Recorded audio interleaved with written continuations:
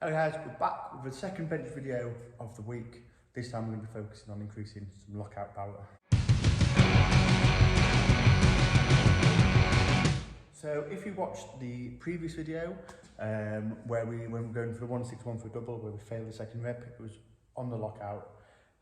So we're going to focus on looking at improving that lockout strength today. So the first thing we're going to do is we're going to do some pin presses.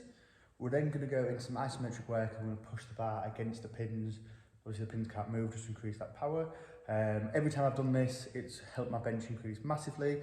So you'll obviously be able to see that in the video. And then we're going to go into some more accessory works. Maybe put some close grip inclines in there as well, but we'll see how we feel after the pin press. So we're going to get on with the pin press now, and I hope you enjoy. So we started off with one of the best ways to increase your lockout in your bench, which is the pin press. So here we're doing 140 kilos, 5 by 5. Really enjoy doing these. The fact that they come down and touch the pins and come dead start each time really helps to increase that lockout power and really crosses over well to my bench, I've always found. Next we did some isometric works, pushing the bar into the pins, 3 lots of around 20 seconds. This is a fantastic exercise to put in for your benches. It teaches you to keep grinding that bench out when you hit the sticking points or you feel like you can't push any further. So really good way to help you grind out those maximum effort lifts. I really recommend putting these into any bench program that you have. We then went into some close grip incline benches. We're doing these off the pin, so it sits just above the chest. With 8 sets of 3, minute rest in between at 70 kilos. These felt really good. Really good way of building that power off your chest so the bar really pops off. We then come on to some face pull. Face pull is a fantastic exercise again for your bench, working that inner part of the back that often gets missed. But also really good because it doesn't put much stress on the rest of the body as well, such as your lower back. So really recommend putting them in your program as well. We then went into some dumbbell pullovers. Now dumbbell pullovers are a really good exercise, mimicking how your lats should feel when you're unracking a bar. What a lot of people do is they'll try and push the bar up and then bring it forward.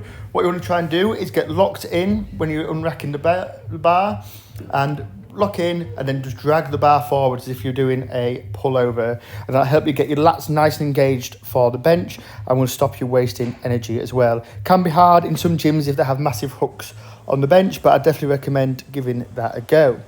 We'll now come on to some tricep work. We're doing tape presses. Tape presses are another fantastic tricep exercise, one that a lot of people might not be doing, so I would highly recommend giving them a go. What they're doing is they're increasing tricep strength at the point where it'll be as you're locking out a bench. So again, really good for that lockout power. If your triceps feel weak in that area, I really recommend putting these in and seeing how you get on with them. I found to have great success when I've put them in my program. You can do them like this on a flat bench. You can also do them inclined as well, which will give you good results. We then went on to some more shoulder health work. So what we're doing here is we're retracting our shoulders, as obviously when you're unracking the bench and pressing it, you want to be able to retract those shoulder blades so you're getting everything nice and tight in your back. Shoulder health exercises are really important to put into your work. If you don't have strong and stable shoulders, you're really not going to be able to bench very well. And if you don't teach your body how to do these movements, again, it's really important to get them in. So we did 2 sets of 10 on these on each arms. We're only using an 8 kg kettlebell. And you want to keep these nice and light. So the idea is to get all the movement in the retraction of the shoulder. Try not to bend your elbow. You might find your elbow bending a little bit, but try and take that out as much as possible. So the next exercise we did was coming to look at some more rear delt health. So what we're doing here is we've got a 2.5 kilo kettlebell dumbbell in my one hand. We've got a band around my wrists, and what we're trying to do is keep tension on that bar as it comes down, so it helps increase strength in your rear delts. Also helps give them a bit of a stretch out as well, and really helps to keep them nice and healthy when you're benching. Again, a lot of people miss this kind of stuff out, and that's when they find themselves getting a lot of injuries, or they're always in pain on benching, they can't recover quick enough. So this stuff's really good to put in here and there. You can either do it at the end of a session, or you could do like it in a separate GPP day, whatever you find works best for you.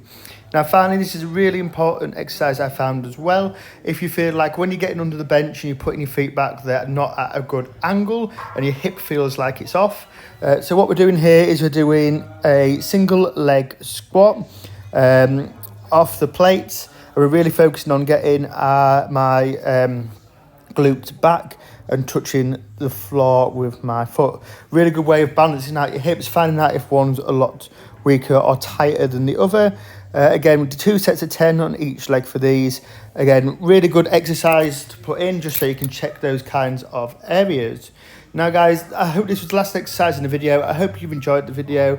If you have got any questions about anything or anything else you'd like to see in this Road to 190 kg bench series, do let me know in the comments below. Remember to like, subscribe, and if you're looking to improve your bench, do get in touch for one-on-one training, online coaching, or anything else that I can help you with. So watch till the end of this exercise and then do enjoy the last video, which is a bit of a blooper of me getting out from underneath the closed grip bench. So again guys, I hope you enjoyed, and I'll see you in the next video of a Road to 190 kg bench.